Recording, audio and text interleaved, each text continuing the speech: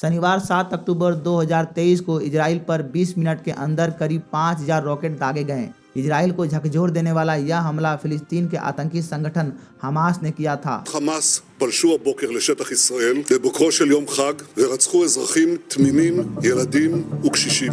Reports के मुताबिक Israel में फिलिस्तीन के आतंकी संगठन हमास के हमले से अब तक 700 से ज़्यादा इजरायली की मौत हो चुकी है, वहीं 2100 से ज़्यादा लोग घायल हैं। वहीं इजराइल की तरफ से गाजा में हुए एयर स्ट्राइक से 436 फिलिस्तीनी मारे जा चुके हैं, 2000 से ज़्यादा लोग घायल हैं।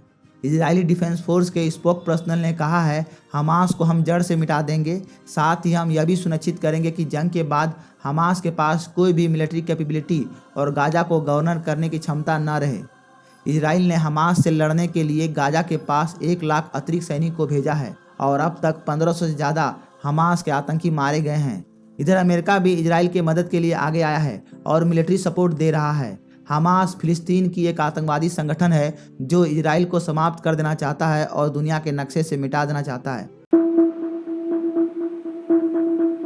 आखिर वह ऐसा क्यों करना चाहता है, तो देखिए, 19वीं शताब्दी के अंत में और 20वीं शताब्दी के बीच में यूरोप में यहूदियों के ऊपर किए गए अत्याचार के कारण यूरोपीय यहूदी अपने क्षेत्रों से भागकर जेरूसलम और उसके आसपास के क्षेत्रों में बस गए थे। 1948 में जब फिलिस्तीन से ब्रिटिश सत्ता का अंत हो गया तो उसके बाद यूएनओ ने 14 मई 2048 को फिलिस्तीन और इजराइल नाम के 2 देश बना दिए और जेरूसलम का कंट्रोल यूएनओ के अंदर में ही रखा। पूरी दुनिया में इजराइल एकमात्र यहूदी राष्ट्र है। इजराइल के आसपास के सभी देश इस्लामिक स्टेट हैं। फिलिस्तीन भी एक इस्लामिक स्टेट है।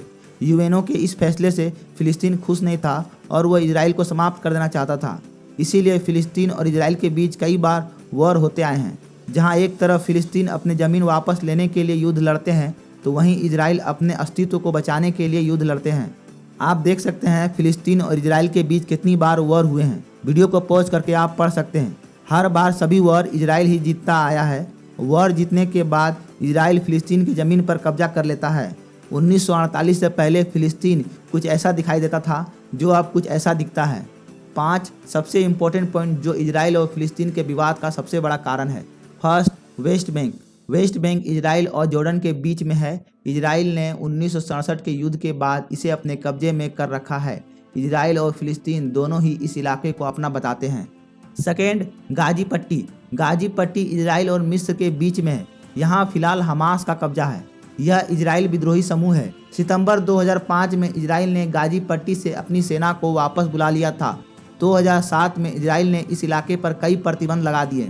Third, Golan Heights. राजनीतिक और रणनीतिक रूप से यह महत्वपूर्ण इलाका सीरिया का एक पठार है। 1967 के बाद से ही इस पर इजराइल का कब्जा है। इस इलाके में कब्जे के विवाद को लेकर कई बार शांति वार्ता की कोशिश हो चुकी है, लेकिन कोई सफलता नहीं मिली है। 4, पूर्वी जेरूसलम में नागरिकता को लेकर दोहरी नीति भी विवाद की वजह रही है।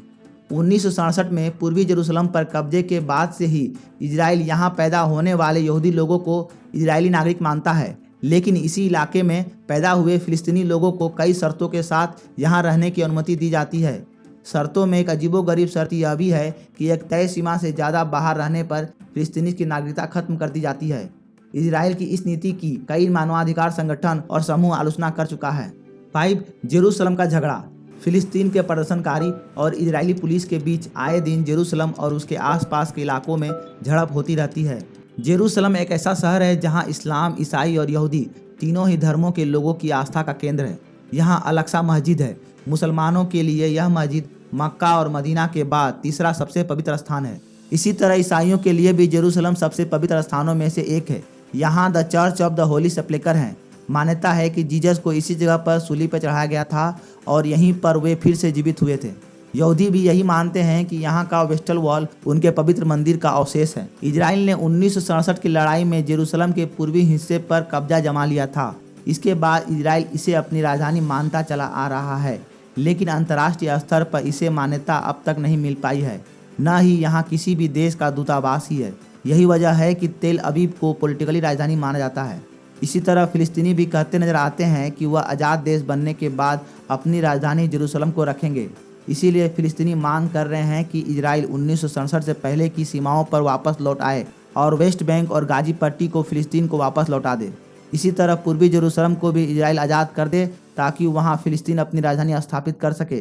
लेकिन इजराइल फिलिस्तीन के इन मांगों को सिरे से नकारते हैं और जेरूशलम को अपनी राजधानी और देश का अटूट हिस्सा कहता आ रहा है। तो यह थे वो 5 इंपॉर्टेंट पॉइंट जो इजराइल और फिलिस्तीन के बीच के विवाद का कारण है।